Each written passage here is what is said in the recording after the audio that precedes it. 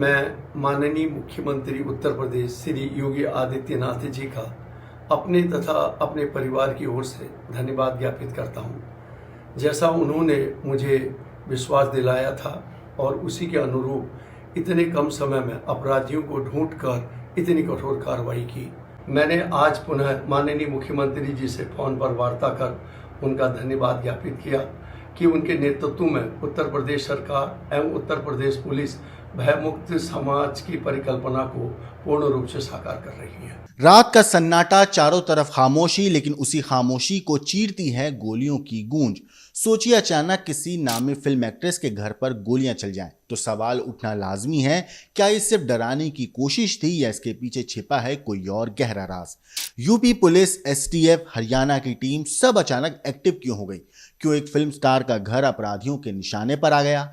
क्यों गाजियाबाद की सड़कों पर गोलियों की बरसात होने लगी? क्यों पुलिसकर्मी घायल हुए? और आखिर क्यों इतने बड़े बड़े गैंगस्टरों के नाम इस पूरे खेल से जुड़ते नजर आने लगे?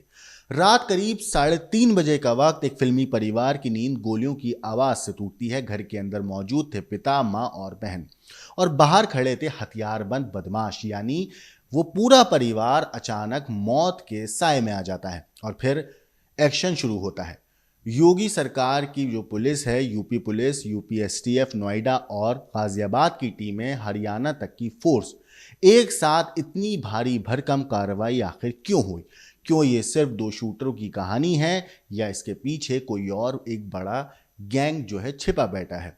गोलियों से छलनी जीप, जख्मी पुलिस वाले और 15 मिनट तक गूंजती अंधाधुंध फायरिंग, ये सब क्या साबित करते हैं? क्या ये गैंग सिर्फ दहशत फैलाना चाहता था या उनका असली निशाना कोई और था? यूपी की सरजमी पर गोलियों की गूंज और नाम सामने आता है दो खूंखार गैंगस्टरों का, लेकिन असली सवाल ये है कि जब गोलियां थमी तो आखिर किसकी सांसें थम गई उनके साथ? और इस एनकाउंटर की गूंज ने किस बड़े नेटवर्क की पोल खोल दी? ये कहानी सिर्फ एक एनकाउंटर की नहीं है, वैसे ये कहानी है उस खौफ की जो पाटनी परिवार, जो दिशा पाटनी है, उनके परिवार के घर तक जो है पहुंच गया। ये कहानी है उन गोलियों की जिन्होंने सिर्फ दीवारों नहीं बल्कि कानून व्यवस्था को भी चुनौती देने की कोशिश की थी। और ये कहानी है उन कड़ियों की जो रोहित गोदारा और गोल्डी बराड़ जैसे गैंगस्टरों से जोड़ती चली जाती है कहानी। तो आखिर पूरा सच क्या है? किसके इशारे पर चली हैं गोलियां और क्यों एक एक्ट्रेस का घर बन गया गैंगस्टरों के निशाने पर? इस पूरे राज से पर्दा उठेगा, लेकिन सवाल यह है कि इस खतरनाक खेल का असली मास्टरमाइंड कौन है? क्योंकि जो कहानियां सामने आ रही हैं वो वाकई हैरत में डालती हैं। तो वीडियो को अंत तक जरूर देखिए, क्योंकि आपको कई बातें हैरान में जरूर डालेंगी। एक्ट्रेस दिशा पाटनी के घर पर फायरिंग को लेकर यूपी एसटीएफ का एक्शन। रोहित गोदारा और गोल्डी बराड़ गैंग के गुर्गों को योगी की पुलिस फोर्स ने किया ढेर।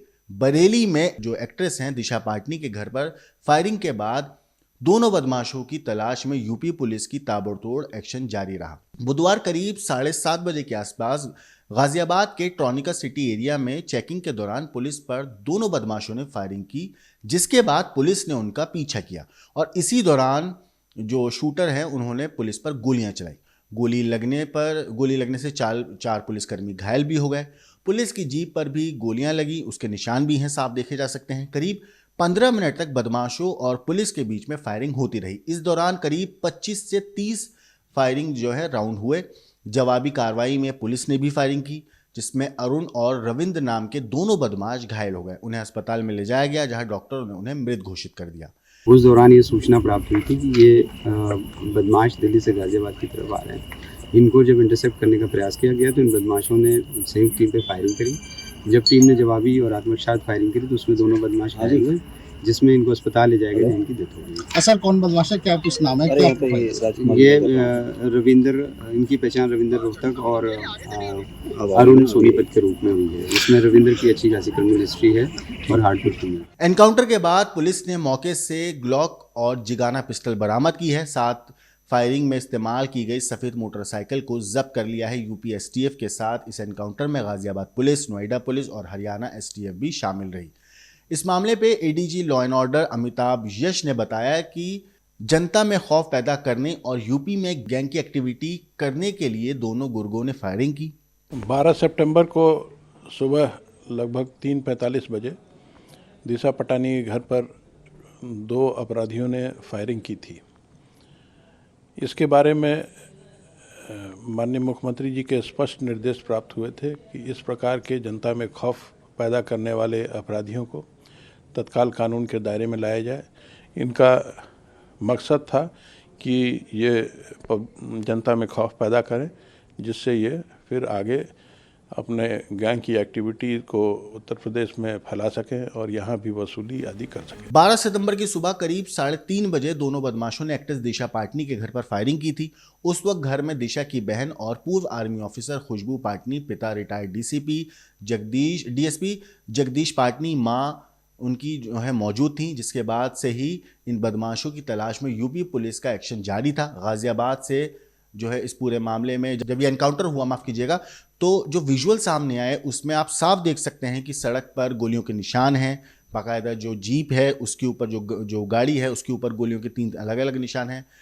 तो इन लोगों का मकसद साफ था कि पुलिस के ऊपर फायरिंग करें। जब पुलिस ने चेकिंग के वक्त रोका तो इनका मकसद साफ था कि वहां से बस भागना है, और उसी चक्कर में इन लोगों ने पुलिस पर ताबड़तोड़ फायरिंग करना शुरू कर दिया। 15 मिनट तक पूरा चेस चला, फायरिंग का सिलसिला चलता रहा दोनों साइड से, और आखिर में जाके पुलिस ने इन लोगों को गोली लगी, पुलिस की इन लोगों को, और उसके बाद जब अस्पताल इन लोगों को लेके गए तो तब तक ही इनकी मौत हो चुकी थी, दोनों शूटर्स जो थे।